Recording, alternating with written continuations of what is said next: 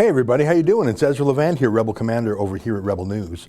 Can you believe it? It's the last day of July. Tomorrow is August. The year was stolen by the pandemic. Although the pandemic is actually technically over, at least in Canada. I can't speak for every U.S. state. Certainly in Alberta and Saskatchewan and BC. Politicians have decided to elongate it for their own reasons. They love the special status that they have now. They're very important now, you know. They love the special emergency powers. And, you know, Ontario just changed its emergency powers law, changing it so they don't have to go back to Parliament every, I think it was 30 days for new emergency powers. They like the emergency powers. They want a perpetual emergency. Justin Trudeau is the worst about this. He wanted to have emergency powers granted to him in advance for more than a year. He certainly spent like it's an emergency, spending more than the Canadian government did during the entire Great Depression. I think the worst thing about this crisis time is that the civil liberties are being flattened and that we're being conditioned to accept this as the new normal. I can't help but think so many times of the security theater that we have at airports. I don't think a terrorist has ever been caught, ever, in North America from the TSA in the United States, or our Canadian version of the TSA called CATSA. They humiliate you, they touch you, they grope you, even children. They treat you in a sullen way, they slow you down, they boss you around. It feels like bouncers at a nightclub. I mean, there's real cops, then there's prison correctional officers, and then there's sort of mall cops, and then there's bouncers at a club, and then there's TSA agents. So they have the authority of a cop to stop you and grope you, but they have none of the training, none of the skills, none of the judgment, none of the restraint, none of the accountability. I don't think they've actually ever caught a terrorist, but they've not only consumed billions of dollars for themselves, but they've destroyed hundreds of billions of dollars in what was once a fun, cool travel industry. I call it security theater. It's been almost 20 years now. And now we're in public health theater, aren't we? Pandemic's over. I know that testing shows more cases than ever, but they're not symptomatic cases. They're not hospitalization cases, they're not death cases.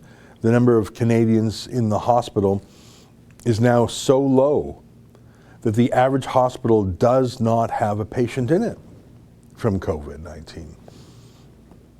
There was a while there that in Newfoundland, I'm going from memory, I used to check all the stats for every province every day. There was a single person in Newfoundland who was sick, but he was at home, and yet the entire province was shut down. I mean, our Canadian provinces are huge. British Columbia is 50% larger than France. Yet there's fewer than 200 deaths from the virus in BC in total, compared to 600 deaths over the same period of time from opioids, which is another made-in-China pandemic. You know, Manitoba is so, yeah. That's Newfoundland. So you have a grand total of 3 deaths, which I'm not happy about. 3 deaths. I wish there were no deaths, but we're all going to die from something. No new cases, no one in hospital, no one in ICU. Oh, apparently there are 4 people at home with the cough, but they're at home. So they've tested 24,000 people. They've found 4 who have it, and they're at home. No one's in the hospital. There's a lot of hospitals in Newfoundland. None of them, not a single one of them. So my point is, why are we ramping up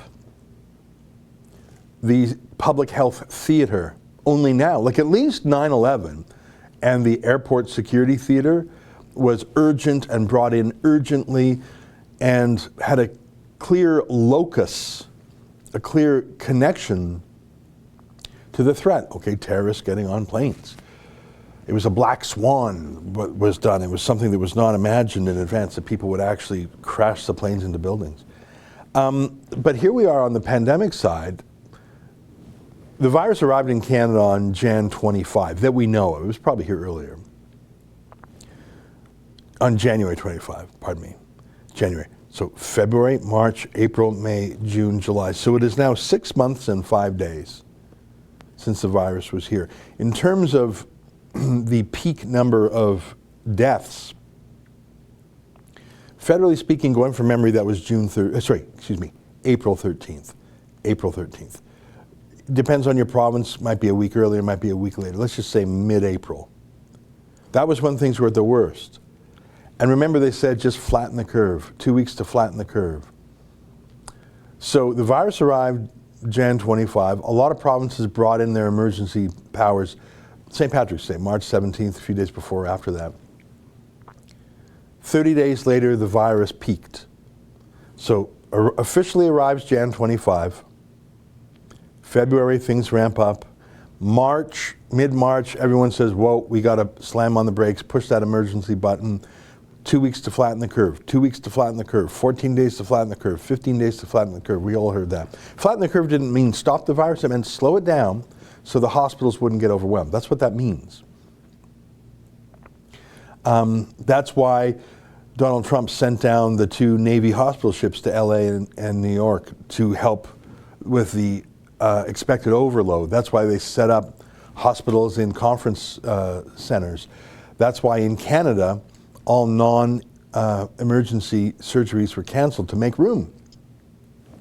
Justin Trudeau's official models, Theresa Tam's official models, which means World Health Organization's, China's official models, predicted that we would have had 50,000, best case scenario, to 350,000, worst case scenario, deaths. Deaths, not cases, not deaths. Can you call up the number for Canada? It's around 8,900 if I'm not mistaken. And again, I'm not thrilled with that. I'm not happy that anyone's dying. But they told us it would be between 50,000 and 350,000. And the actual number now, 6 months into it, 6 months and 5 days into it, is less than 9,000. So those are total cases. So click to deaths. What's the total number? 8,929. And that's sad because we don't like when people die. I saw the British Columbia stats the other day. I put them in a show I had. Median age, you know what median means, right? It's the middle. Median age of deaths was 85 years old. That's actually incredible because the average life expectancy of a male in British Columbia is less than 85, I think it's 80. So the average death age, the median, actually, not the mean, the median is 85. The youngest person to have died from this virus in British Columbia is 47. The oldest is 103, if I'm going from memory. So yeah, in British Columbia, you have had 194 confirmed deaths, and I'm not happy about that. There are only 2 people in ICU in the entire province. And can that possibly be true? There are only 5 people in the entire mighty province of BC, more than 5 million citizens. So you have a 1 in 1 million chance of being hospitalized. You have a greater chance of being struck by lightning, or about the same chance being struck by lightning. You have a far greater chance of being killed, God forbid, running into wild animals, car accident. And of course, yeah, look at that graph there. BC cases. Now, the thing is, a case reported, I'm not that interested in it because if you tested every single person in BC today, you have a huge spike in the number of people who test positive. But if they're not showing any symptoms, if they're not sick, if they're not in the hospital, and God forbid, they're not dead, what does that mean? What's interesting to me is the people who are gravely sick, or God forbid, dead. There are only 5 people in a province of 5 million who are even in the hospital. There are over 100 hospitals in BC. I don't know, I think it's about 125 hospitals in British Columbia, if memory serves. 5. So literally 96% of hospitals in BC don't have a single COVID patient, yet they have shut down all elective surgeries. What's an elective surgery? It means you could do it today, you could do it tomorrow, it's not urgent. What if you pass that up? What if you were supposed to have a regular exam with your doctor and that would have found out you had cancer or another disease, but you skipped it because everyone was afraid of the virus. I mean, BC, it's interesting, BC, because they have a large Chinese-Canadian population, and they have lots of flights back and forth between China. I think, and this is a theory put forward by Ian Young of the South China Morning Post, a Hong Kong-based newspaper, he writes out of Vancouver. He thinks, and you know, he's Chinese-Canadian on this file, I respect his journalism. He thinks that one of the reasons Vancouver did okay is because the Chinese Canadians there know that the Communist Party of China is a pack of liars. So they knew not to trust China. They knew it was actually Chinese Canadians. If you read my book, China Virus, I think I got a copy of it here. In my book, China Virus, I talk about the petitions that started popping up. Let me see if we can find this. The petitions that started popping up in Canada to, here, can I read this to you? I'm on page 17. I'm going to I'll come back to the news of the day, but let me read this. I'm quoting Teresa Tam. I am concerned about the growing number of reports of racism and stigmatizing comments on social media directed to people of Chinese and Asian descent related to coronavirus, she said. End stigma. But there hadn't been any reports of anti-Chinese racism, and Tam couldn't provide any examples. There had been some online petitions from parents asking that their children's schools provide face masks in class and that recent travelers from China quarantine themselves, but the petitions were not racial. They were related to genuine risk factors, and the petition campaigners themselves were often Asian, like Urjin Lee, who collected more than 10,000 signatures in Ontario's York region. He's clearly not anti-Asian, he's Chinese himself. As Asian-Canadian journalist Ian Young argues, one of the reasons why Vancouver's virus contagion was less than other cities, especially given the city's travel ties to China, is precisely because they weren't hung up on political correctness. Quote, credit goes to a shrewd Chinese community, which was socially distancing long before others had heard of the term, and long after well-meaning folk told them to stop being so silly about this pandemic thing, he wrote. So it was Chinese Canadians who stopped going to the Chinese malls, who said, don't let people coming right back from China go into schools. So yeah, we could have used quarantines back in January, February. Donald Trump brought in quarantines on January 31st. Canada waited another 6 weeks. And the flights never fully stopped. I'm not sure about the efficacy of masks. Taiwan used masks a lot, but I'm not sure if that's what stopped it. In retrospect, I think that their extreme quarantine policy, if you're coming back from China, you go to 2 weeks daily enforced quarantines. They didn't quarantine the healthy people. They quarantined the sick people, which is the opposite of what we're doing, isn't it? And they had a lot of Taiwanese nationals in China who wanted to come home, and Taiwan said, sorry, mate, you can't come back until we're through this thing. So it was tough love for the people who were outside the country, but that kept people in the country safe. My point being, I think I've demonstrated through statistics, I mean, really, we could go through let's go to Toronto. Can you go to the Toronto COVID-19 stats? And then I'll get onto other things. But I'm just saying, go to any region in Canada, I don't care where. You'll see it's over. Let's talk about Toronto. Biggest city in the country, very connected city in terms of international air travel, very multicultural city, very dense city, people living on top of each other. It has pretty good reporting. And the Toronto health reports, if I'm not mistaken, are for what's called the Greater Toronto Area. So it's for 6 million people, not just 3 million. So let's scroll down a bit. Yeah, okay, let's start with their cases by date. So you can see the cases. What's the tippy top there? Is it mid-April? What day is it there? So the number one day for cases. Oh, I just lost my earpiece here, but no problem. So the top case load there was April. And again, that's just cases. That doesn't refer to hospitalizations. It doesn't refer to deaths. And despite an increase in testing, you can see things spiked in mid-April, pretty much fell down by the end of April, and since the end of May have been, I'm not going to say in free fall, but that's over. Can you scroll down a little bit to currently hospitalized? Yeah, so how many are currently hospitalized in the whole, 91 cases in the entire Greater Toronto area of 6 million people. Number in ICUs, 22, and intubated, 14 people. It's not nice to be intubated, but you got 6 million people and 14 of them. Oh, I'm getting some low battery sounds here again, but that's okay, I don't really need my audio. Let's go down to that next chart. You know the one, that bar chart there. So this is by age, because it's relevant, people, it's relevant. I think there was one single death of someone under age 20 and they had a pre-existing terminal condition. I think that's the only Canadian under 20 to have died with the virus, but not even because of the virus. And then under 30 or under, 1.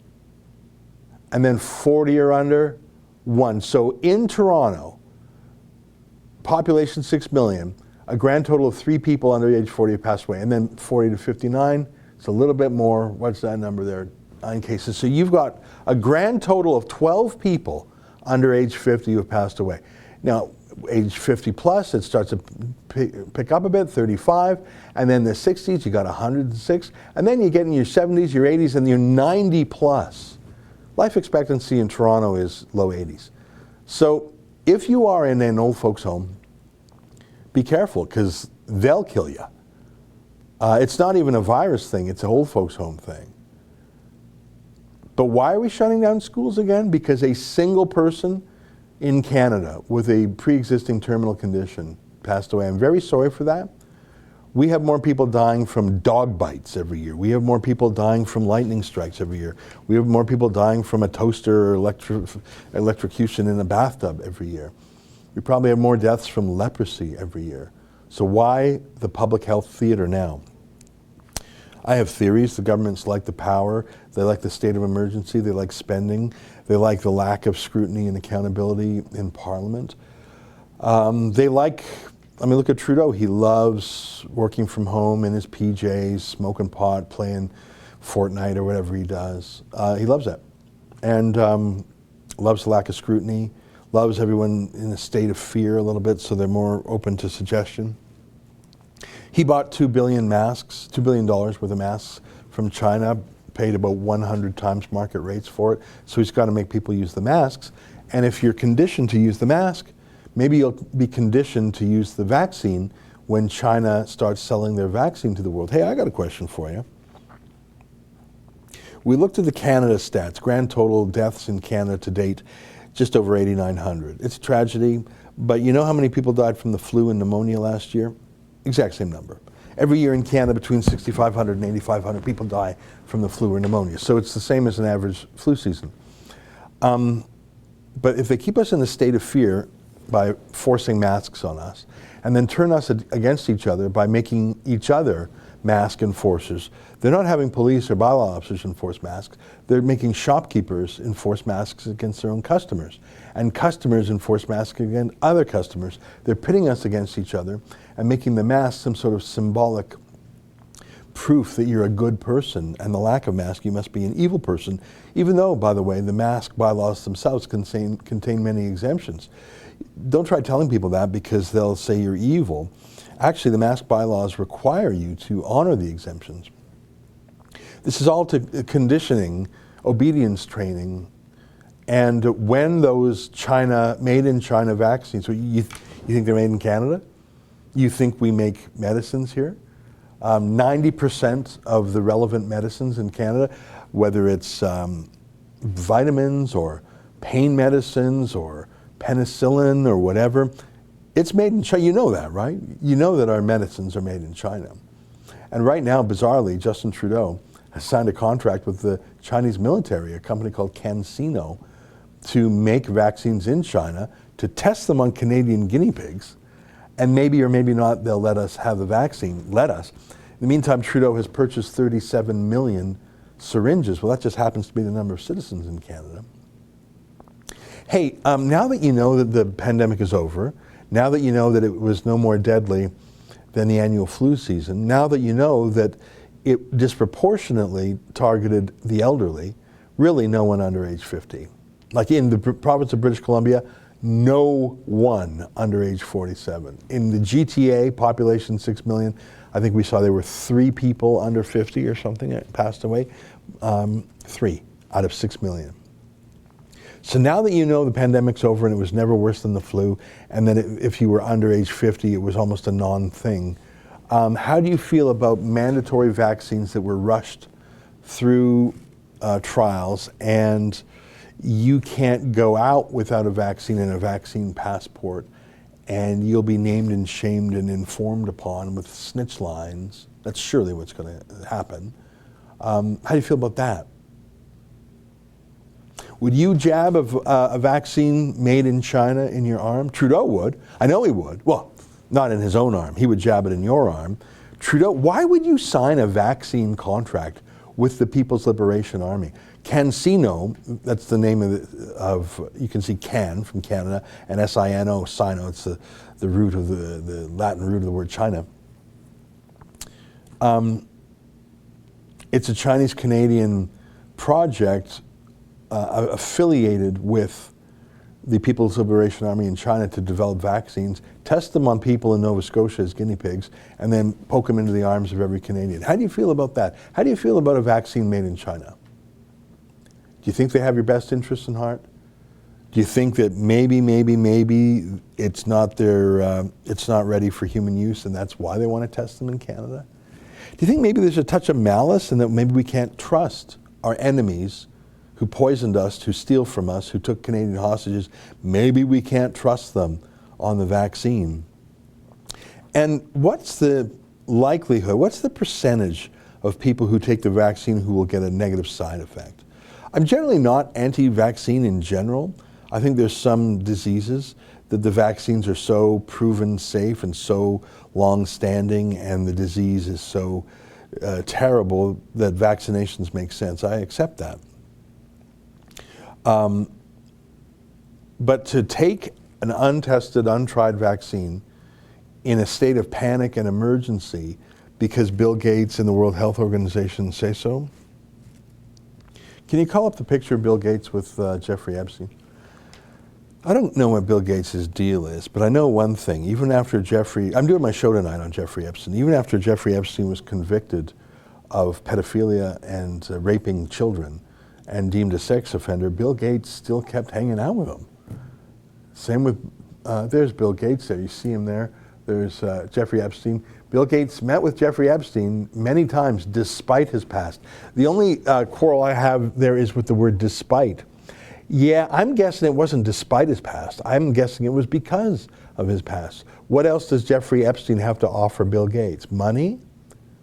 Power? Influence? Connections? Bill Gates has all those things.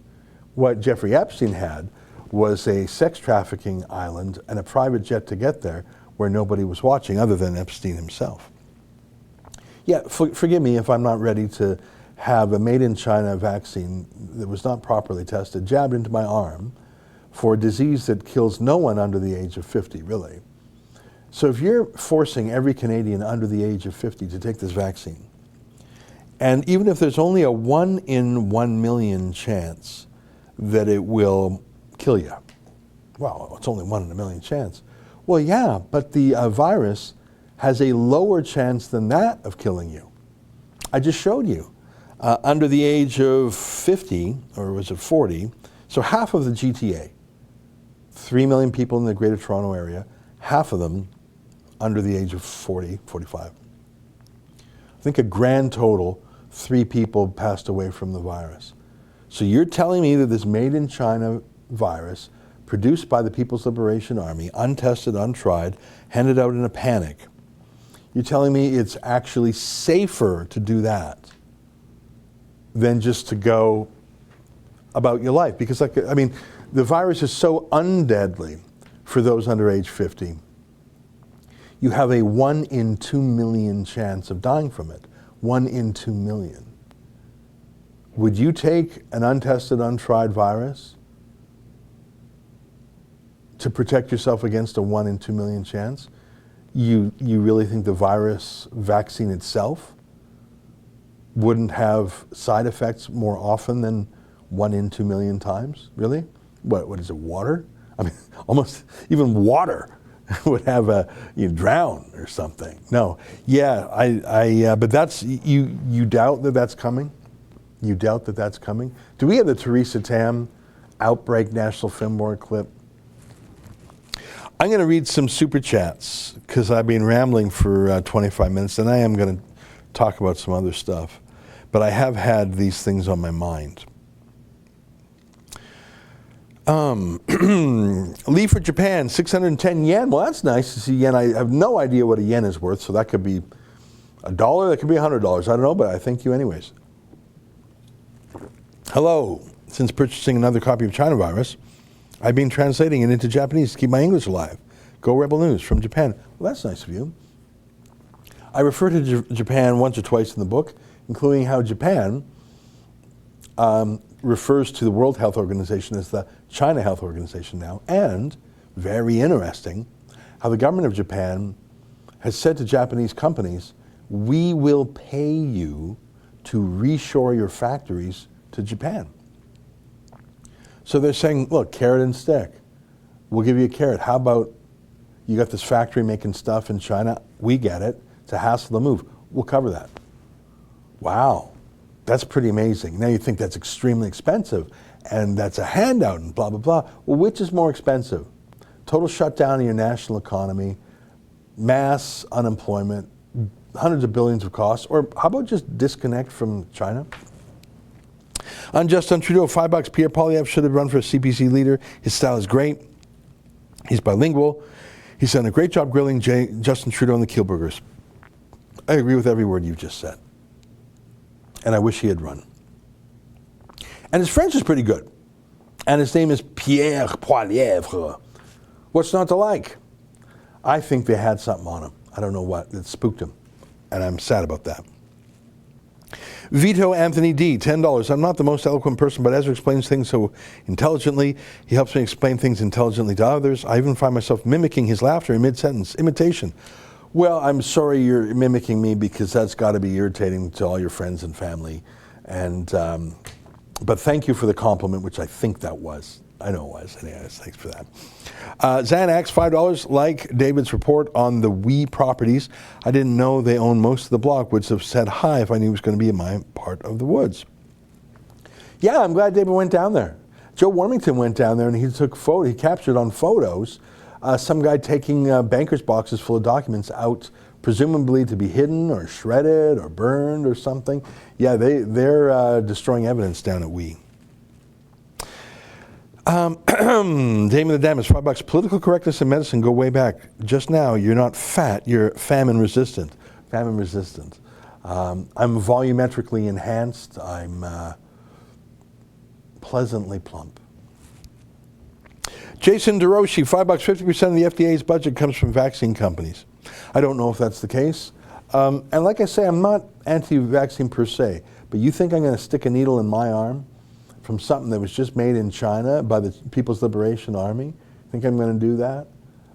When the risk for anyone under 50 in Canada is like 1 in 2 million? No, I'm not going to do that. Unjust on Trudeau, $5. Yesterday there was an outbreak in Herbert, Saskatchewan. One case. They continue to call that an outbreak. Yeah.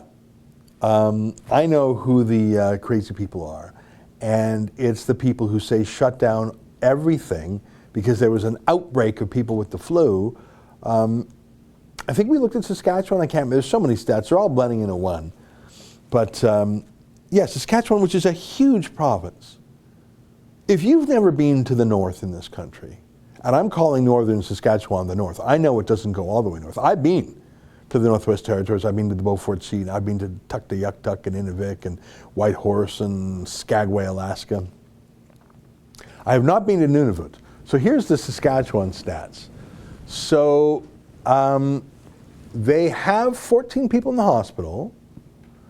In the far north, they have, so that's what they call the blue part, the far north. So what is that? Is that a 5? Does that say 5? 5 cases in the entire far north, but this stat doesn't tell me how many are in the hospital. Scroll down a bit. Maybe they have numbers in hospital, 63 cases are healthcare workers, how many cases? I can't see if anyone's in the hospital. 14, got it, thank you, sorry, I did see that.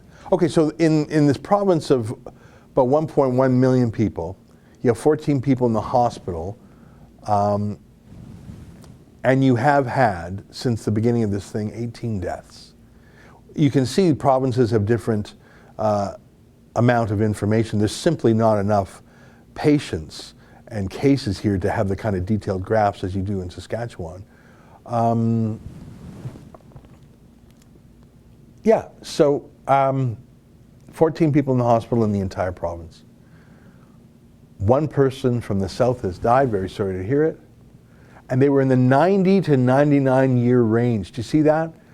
The person who passed away was between 90 and 100 years old. Very sorry to hear that. Yeah, the pandemic's over, people. Without checking my square miles and whatnot, I'm pretty sure that Saskatchewan is larger than the country of France. Do you doubt it? So Saskatchewan square miles. Saskatchewan is, I'm such a bad typer, 652,000 square kilometers. I think that's almost exactly the same as France. Let's see. Yeah. Saskatchewan is geographically larger than France by about 10%. You have a country, you have a province the size of France, and you have 14 people in the whole place in the hospital. 1 person died recently. They were almost 100, and you're locking down the whole show. Now, pandemic's over, but got to keep people conditioned, got to get them ready for Theresa Tam, and she's got big plans. She's got big plans for you. I showed this before, but I think people might have forgotten about it. Do you have that outbreak clip?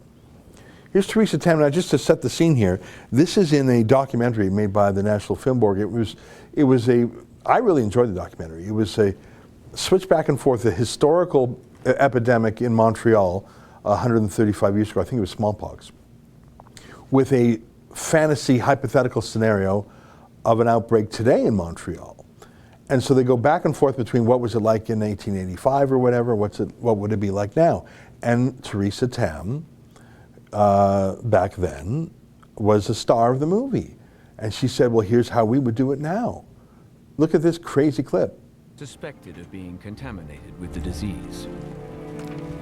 I think the public has to know this is one of the worst case scenarios in terms of an infectious disease outbreak, in that their cooperation is sought. If there are people who are non-compliant, there are definitely laws and public health powers that can quarantine people in mandatory settings. It's potential you could track people, put bracelets on their arms, have police and other setups to ensure quarantine is undertaken.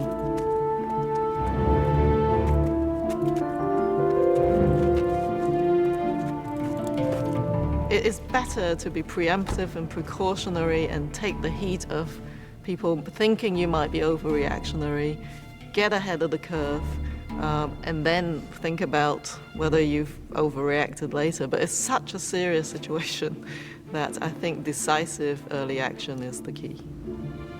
Really? So if she does say so herself, it's better to overreact and better to be shocking and go beyond what's reasonable, because it's just better, because she says so.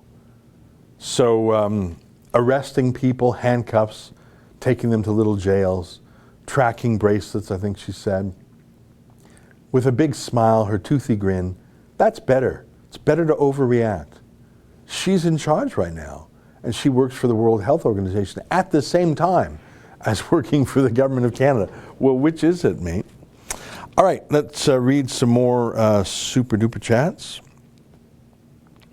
Unjust on Trudeau, $5. Yesterday there was I read that. Dual Shock, $5. Thank you. Julian Borges, $2. Denying citizens a safe return is crazy to me. Well, if you're talking about Taiwan, if you had, I don't know how many Taiwanese people, 100,000 Taiwanese people in China, I'm just making up a number. You bring them all back, you got 23 million Taiwanese at home. You're just saying, okay, we're just going to basically have a porous membrane between us and communist China. Taiwan didn't do that, if I understand correctly from the interview I had with some Taiwanese public health officials. And if you did come back, they put you in a strict quarantine. I think they had only about 50,000 people that they quarantined. So they got a country of 23 million people. Only 50,000 of them were locked down. The other 22.95 million people could live a pretty normal life. Yeah, I'd rather do that, wouldn't you? Abu Bakr, Al Puff Daddy, $5. Thank God it's Friday, Ezra. What's your opinion on Bill Gates? He's a little creepy to me. Maybe all billionaires are creepy a little bit. Elon Musk's a little creepy. I sort of like him though, just because he's quirky and likes being a troublemaker. Mark Zuckerberg is positively lizard-like. Did you see the picture of him surfing? Can we get that weird, he's so, this is how the humans surf. I am told that there is a star in the sky called Sun, and that the star called Sun is emitting too much radiation, and the humans I talk to tell me to put on a magnesium-based product on my epidermis to protect me from the radiation of the star called Sun. Look at this guy. I mean, obviously, if he's on his private place in Kauai or wherever it is, this photo was taken with his, can you zoom in there? Can you zoom into the, look at that face. I'm not sure if it's quite clear. He looks like a ghost. He looks like Data from that old Star Trek movie, the android. And this photo was obviously, I don't know where he was. I assume he was at his estate in Hawaii or whatever. Yeah, look at that. This is how the humans told me to surf. I am enjoying myself. I am wearing a hoodie while surfing. That is the most normal thing because all the normal humans wear hoodies and magnesium-based epidermis protection to protect from the star called Sun. Dave Portnoy of Barstool Sports says, if you're a billionaire and you're living like that, what's the point, mate? What's the point? Yeah, I think all billionaires are a little bit weird. Zuckerberg is extremely weird. Bill Gates is pretty weird, and I don't yet know why he was hanging out with Jeffrey Epstein after Epstein was convicted, sentenced, imprisoned the first time, and released as a registered sex offender. Why would you still hang out with them? You saw the New York Times headline, despite his past. No, I don't think it was despite. I think it was because. Yeah, jab the needle in yourself first, okay? And your own kids. Xanax, $5. Had a TTC bus driver go mask warden on me. Filed a complaint with the TTC. They're investigating the driver. A mask was so tight I saw his lips through it. It's funny you say that because the TTC had a mask exemption download page and then they've deleted it because there are exemptions for the TTC. Brent Chapman, $5. United Nations Sustainable Development Goals are intended to be our enslavement. Yeah, all roads lead to the UN. Justin Trudeau, Bill Gates, World Health Organization. It is the worst place. Veterans Voice, Chris Semchuk, Kingston mask exemption card, please. I think tonight on the show we're doing a major update to our maskexemption.ca page. Can you call that page up? So the other day when Toronto, being the worst city in terms of governance in this country, Toronto perhaps the worst mayor and council, so we produced what we call a mask exemption card. You can see the front of it and the back of it there. And it's not just some card, it's based on the law. Scroll down a tiny bit. So section 2A2, persons with an underlying medical condition which inhibits their ability to wear a mask and persons who are reasonably accommodated by not wearing a mask are exempt. And one of those exemptions is based on creed, which means a deeply held set of beliefs. But a little bit further, look at 2D. The policy shall not require employees or members of the public to provide proof of any of the exemptions set out in Section 2A.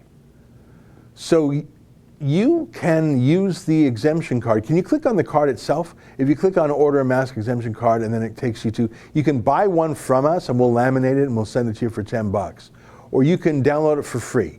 So if you go to maskexemption.ca, you'll get this page and you can just print this out on your printer and cut it and fold it. You can laminate it if you like. If that's so much hassle for you, we'll send you one for $10. And you can see the front says mask exemption card. Can you pump this up a bit? I'll try and read the back. Now this was the Toronto one. Please help.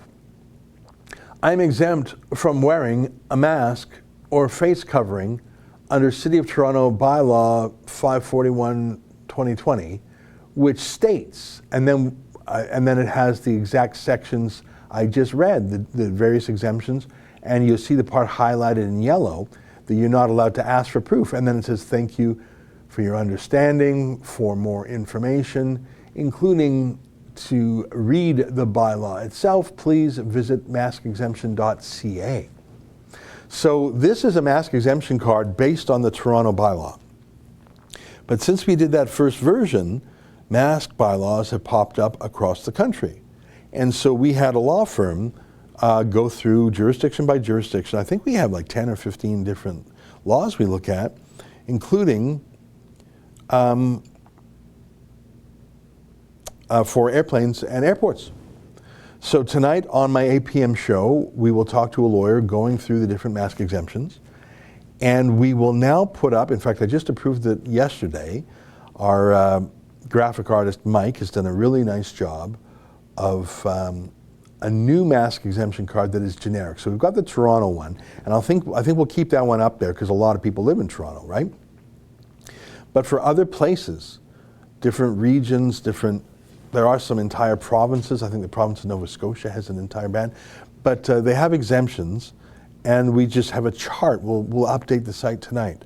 So you'll want to go to maskexemption.ca, and again, you can download your own, just print it out. We're selling it basically at cost to get it laminated, printed, laminated, and mailed to you, $10. We're probably losing money on it when you take into account handling. But that's how you fight back with the law. In fact, the exemption is not some loophole, it's not some bad thing, it is an essential part of the law. So if anyone says that you can't have an exemption, don't break the law, buddy. The law specifically grants this exemption. You're not breaking the law, are you?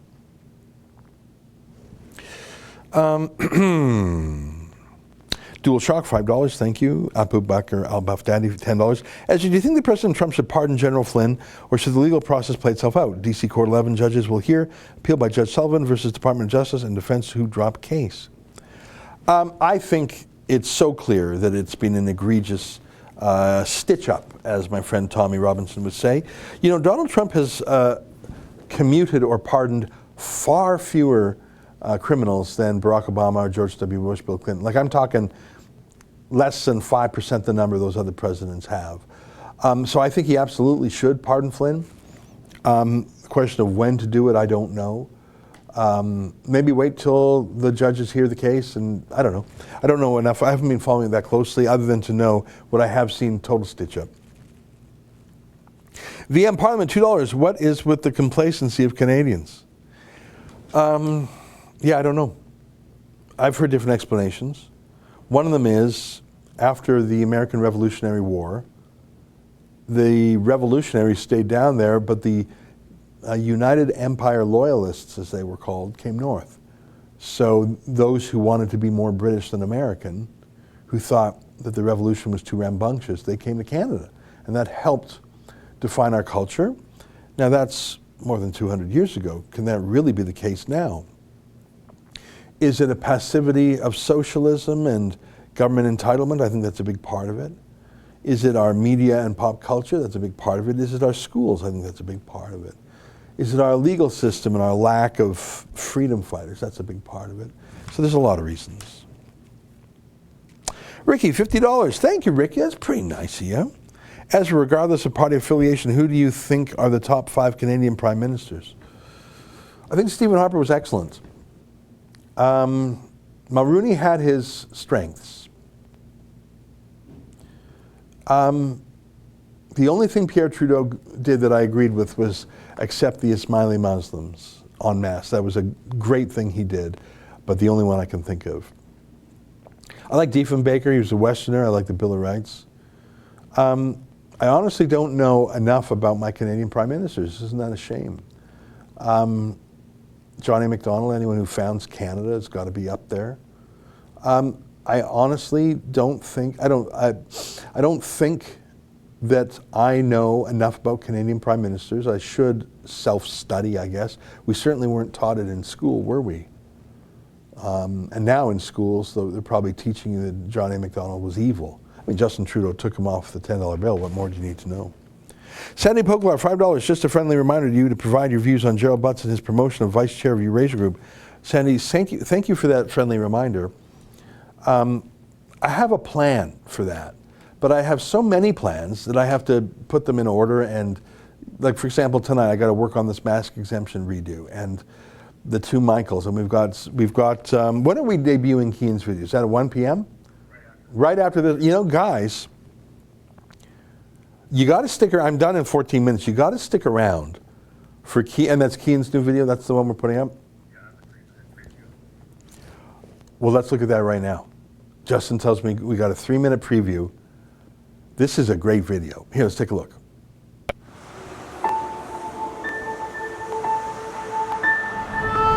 We're getting into the Rocky Mountains right now, and we're on our way to Blue River, British Columbia. It is a location in BC that has been occupied by a radical fake First Nation, a group that thinks they own everything that the light touches. They think that they have the rights to say who can come and who can go and who can do business there.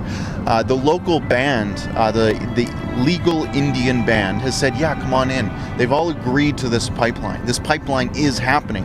But of course, there's the eco-radicals who are pretending like this is an Indigenous issue, have blockaded this town, have hurt small businesses, and have hurt the locals. And the mainstream media is completely ignoring what's going on.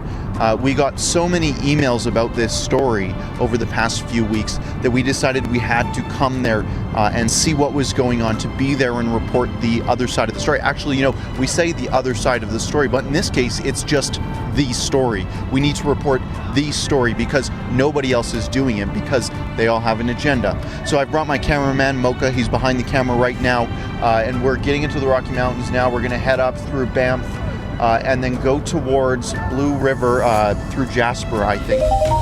Hello? Hi there. My name's Keane Bexley. I'm with Rebel News. Blue River have contacted everybody. They're always the RCMP's hands are tied. You're not welcome here! We were called blonde bitches. Shut up, you honky motherfuckers! They've been there for 2 years. Is that common here? Law breaking and the police ignoring it? Yeah. It didn't really get bad until they blocked the road. The Trans Mountain Pipeline will never be built! How they're protesting is they're disrespecting the local people and the indigenous groups in the area. Are they not from the area? No, they're from the Sconlin. Are you from the area here? No. It seems like they have no skin in the game. No, they don't. They have no legs to stand on here. You call yourself Secwepemc and then you're working for Kinder Morgan? They do intimidate us. They've approached us with long staffs, pointy, and... They did the same thing with me, a big spear. This guy came up, he smelled real dank. Why are you dressed in tactical gear? That's why we're here. That's exactly is for the tactics that they're using down there. Pervert and pedophile and rapist of our Mother Earth. And we know where your kids go to school. It's gotten to a point where it has to be addressed. Somebody has to stand up and say something. And that's why we're gathered here today. It's a great adventure. And it's a real showdown. And I hope you like it. So that's coming up in 11 minutes. Very exciting. 2 security guards, I think they were ex-RCMP, I'd have to check, because the radicals on the left all funded by foreign eco-activists, they get violent because they know the RCMP won't touch them. It's Trudeau's RCMP. What are you going to do? He's ordered them not to. They won't. I'm going to catch up here. Apple Baker, Albath Daddy, $10. As you are fighting on many fronts. We audit Revenue Canada to Michael's UN Human Rights, fight the fines, defend the rebel reporters, fighting Amazon and EI, Elections Canada. How are you and the rebel managing? Well, you tell me. How are we managing? Today, we had $200 worth of beef jerky in the office. That's how we're managing. We do what it takes. You know, Napoleon said an army travels on its stomach. I have a very large stomach. We travel and we fight as friends. Lots of snacks. We had birthday cake for Mocha yesterday. I think he said he'd never cut a birthday cake before. Maybe it's not a Turkish tradition. I don't know. We have a motley crew of people. I think we're pretty much friends and or friendly. It was great to see Sheila and Kian and Drea come to town and join us. I don't know if you saw that the other night when we had. So there's some fun also. It's hard work. It's stressful sometimes. It's demanding. It's painstaking. It's detail oriented. We got someone's name wrong in a video. I was very frustrated about that. It's a detail oriented business, but at the same time, you're moving very quickly. So you're going to make mistakes because news, quick, get it out. So there's that tension.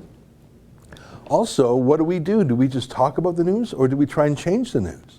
You can't do everything. You know, there's an old Jewish proverb, it's not up to you to fix the world, but neither are you free to do nothing. So, okay, well, how much do you do? Well, you do your part. Well, how much is my part? Well, it depends who you are. Some people have more money than time. Some people have more time than money. Some people are more conflict averse. Some people are conflict oriented.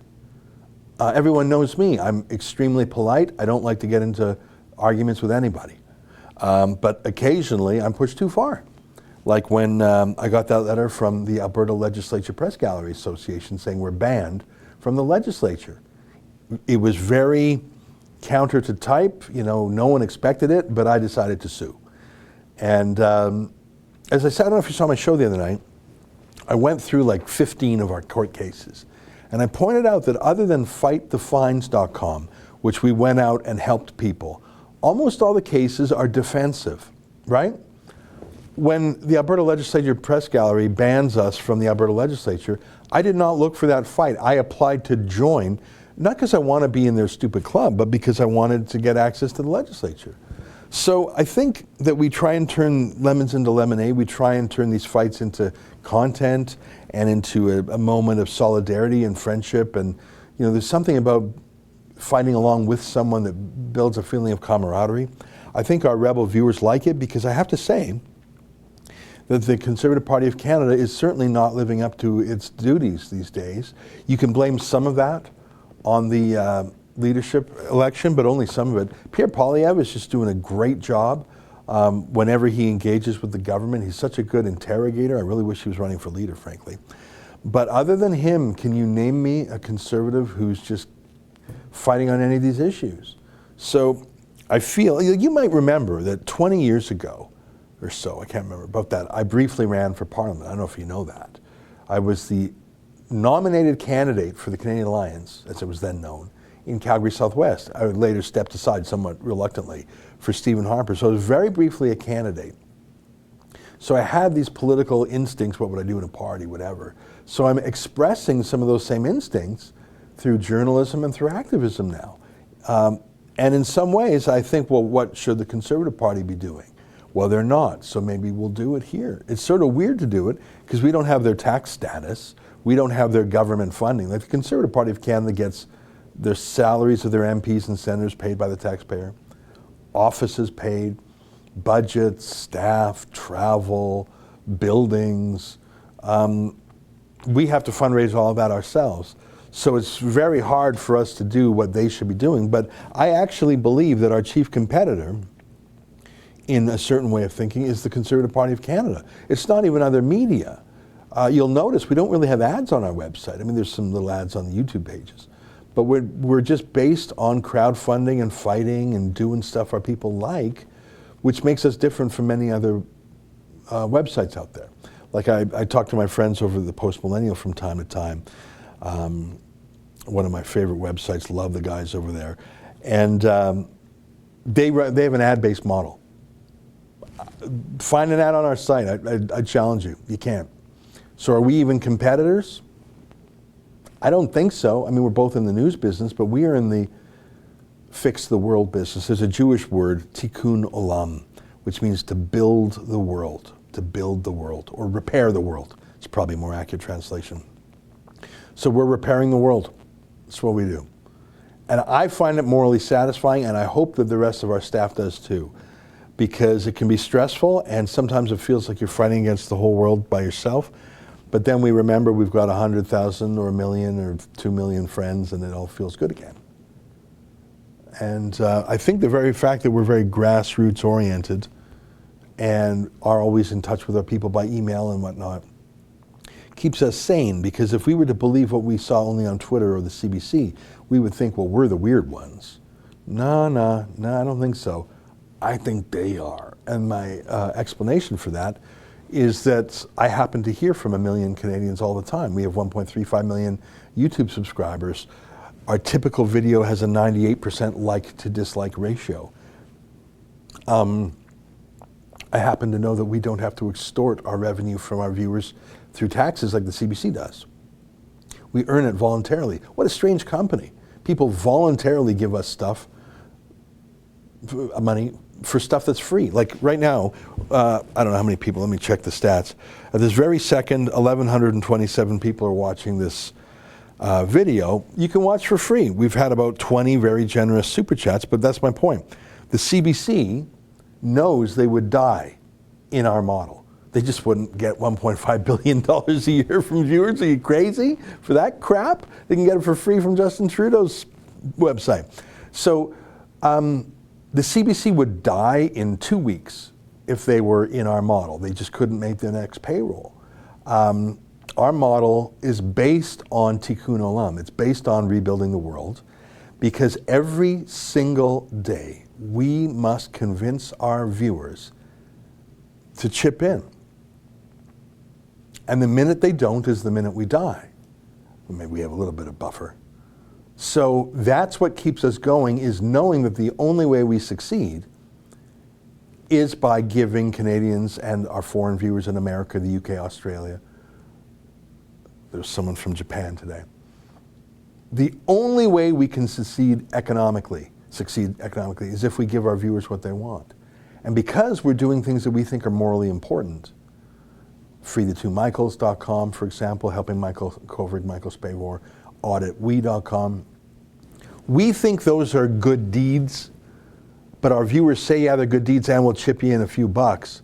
So it's sort of doing well by doing good. It's what the Kielburgers pretend to be. But we don't even have a charity number. We don't claim to be charitable. We do some charity stuff like SaveTheChristians.com, and we give to food banks and stuff. So that's how we keep going. At least that's how I keep going. I mean, I suppose every staff member here has a different opinion on it. You know, when I talk to our reporters, especially my Sheila Gunn-Reid, who I talk to a lot, I think that the ability to speak freely is an enormously remunerative thing. It's not cash remuneration, it's moral rate of return. What I mean by that is, it feels good. Let me whip through a few, because we got that premiere coming up in 2 minutes. Sneaky Beaver, $10. TVA reporter officially reported the unwanted hug from anti-mask people as an assault to local police in Quebec City. The 2 guys' lives destroyed. You sneaky eyes away from QC. Okay, we'll take a look. We'll take a look at that. We need more friends in Quebec to find out what's going on. Wolfcat Wildcat, $15. Did that man between 90 to 100 die of the virus, or was it other causes? He died with the virus in him, so who knows what he actually died from. Julian Borges, $2. How do you feel about the Commonwealth? I like it. Adam Clark, $7. I want my country back. Yeah, me too. Daughter of Yeshua, $5. Does my daughter have to wear a mask in September in high school, or can I tell them she is exempt?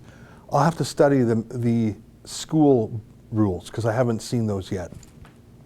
Young Bear, $5. Keep up the good work, all of you. Will do. El Chapacabra, $35. Pierre Poilievre would have been a great candidate for the CBC leadership. Thoughts on why he dropped out? Also, do you think any type of Wexit party would get seats next election or would just end up like the PPC? I don't know why Pierre dropped out. I think it was a revelation that was presented to him as a threat. That's my thought. I think a Wexit party would depend on the quality of the leader. Coy, $10, thank you. Cindy McSee, $5, good job, thank you. Mike G, $5. Ezra, thanks for the China virus book. 4 hours after the book shipped out to me, Amazon banned it, so I got it just in time. I appreciate all your effort, that's great. And Bruce Gilvar, $10, and the last one, Floyd Lowe, $5, go get him, thank you, I will. Now you go and watch the premiere of Kian's new video. It's 1 o'clock on the dot, everybody. Thanks for your help today, thanks for your super chats. Now go watch Kian. Talk to you later.